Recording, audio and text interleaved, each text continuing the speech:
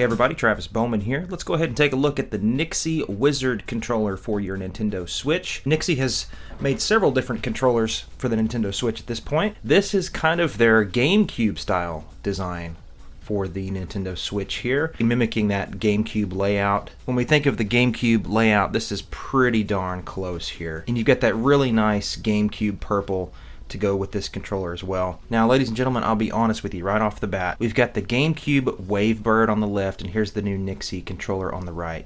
If you were hoping to purchase this controller and have a one-to-one experience, meaning that you want it to be exactly like the GameCube controller, you're likely going to be a little disappointed. But does that mean that this is a terrible controller that you shouldn't have any interest in?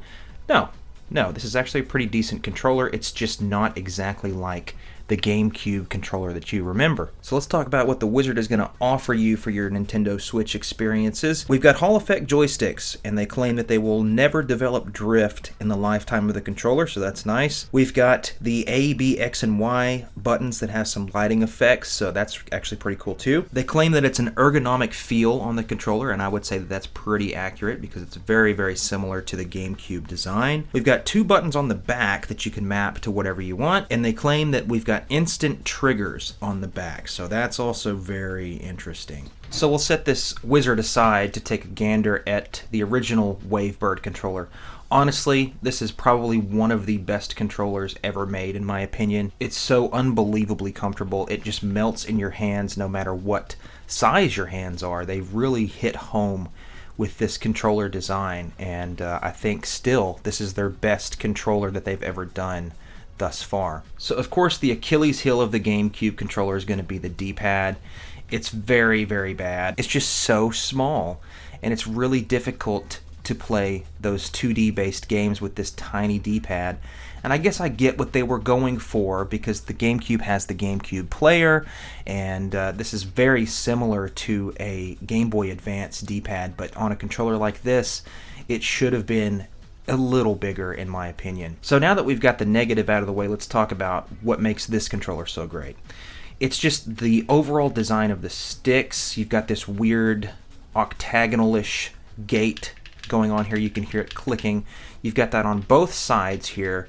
The A button is really nice and big. You've got these bean style X and Y up top, and then the B button's really nice and small right here. This is a very good design for a 4-face button controller. And on the back, you've got these triggers that function in different ways. So you can press it down like that, and we would consider that to be a half click, but if you can hear this,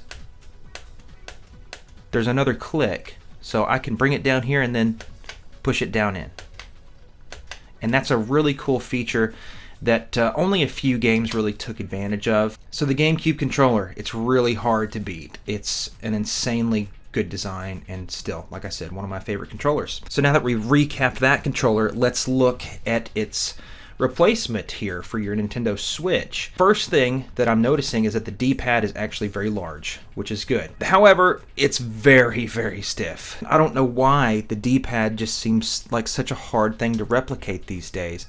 And I get it, you know, for menus and stuff, this is absolutely fine, but if I'm gonna do like a 2D side scroller, this button is just so stiff. It's very, very stiff.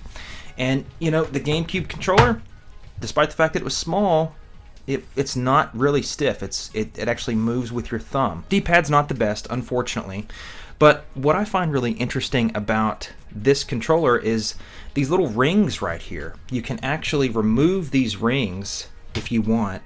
And what we've got here is that little octagonal style gate, that GameCube style gate that we have here, which is really nice. You can still feel that as you move it along. But they did include these little rings right here that don't have that. It's just a very smooth circle. So if you wanted to replace these on this controller to have a more modernized feel, you could. Okay, so this is a modern controller, so we have modern triggers up top. We don't just have R and L now, we've got L, R, ZL, and ZR. So on this particular controller here, we've got a clicky click for that R and L button, and take a look at the ZR here. it's the same thing. It just goes to a click. It's not an actual trigger. So I can see how this would be useful for a selection of games to where you just want to have that button press be as quick as possible. However, it's not the same as this. You see that right there? It's just a click. That's all that is. So that's what I was referring to for you hardcore GameCube fans. This is not a one-to-one replica of the GameCube controller. There are some differences. So the buttons feel just fine. They're a little stiff, not too squishy or anything like that. I think the Wavebird controller is a little squishier than this, but you can see how that design is actually pretty close.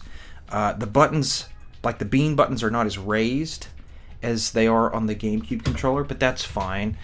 I haven't had any issues with this controller as far as like the buttons. Everything is familiar enough to where I can comfortably play a game. So this is not just an external controller here.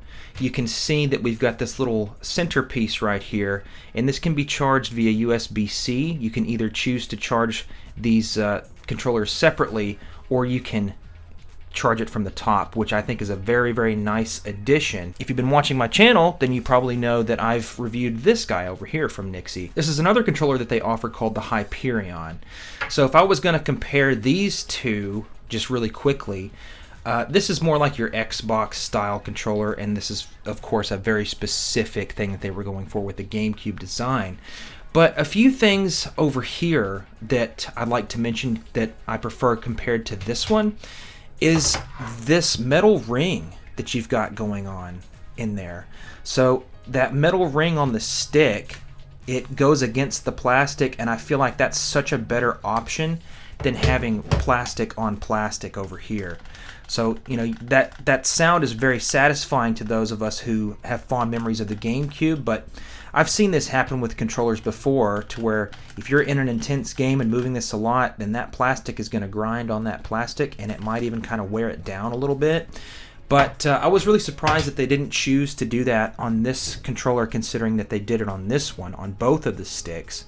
And I really like how smooth it feels to go against this ring with that stick, and I wish they would have done that with the GameCube model as well.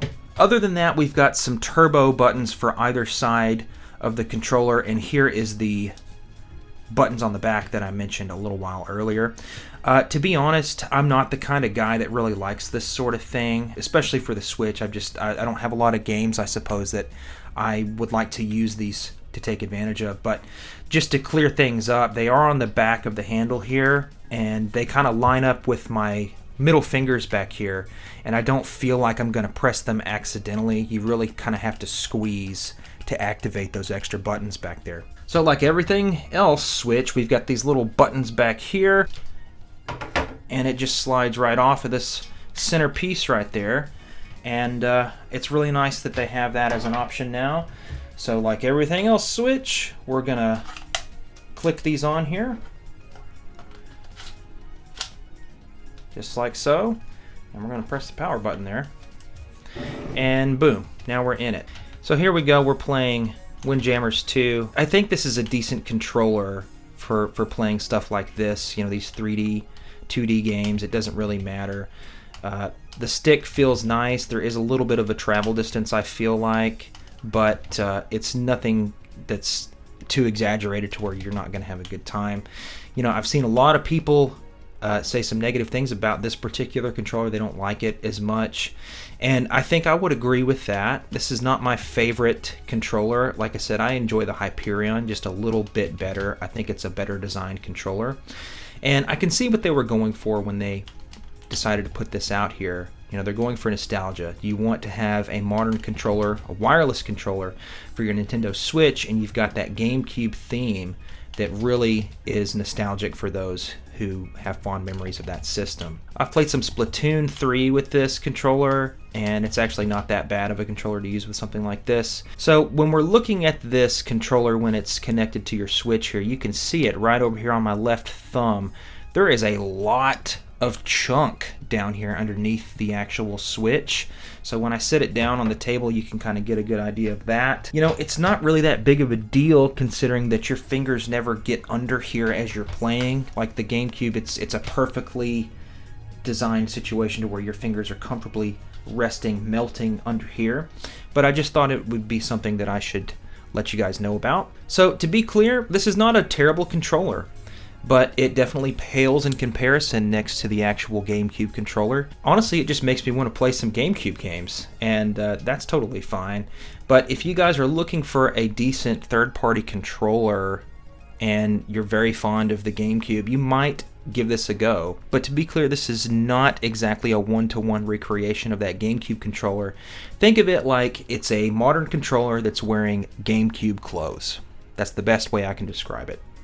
It still feels kind of like you're holding a GameCube controller, but the buttons are not exactly the same. The triggers are definitely not the same. I would really highly encourage you to check out my review of the Hyperion controller as well, and that would give you a good comparison if you want to compare the two and figure out if you want to get a third-party wireless controller for your Nintendo Switch, which one is going to be right for you. Honestly, this is the one for me, man. I still really love this controller, and I would prefer it over this one any day. And again, this is not a bad controller. It's not as good as this one, in my opinion.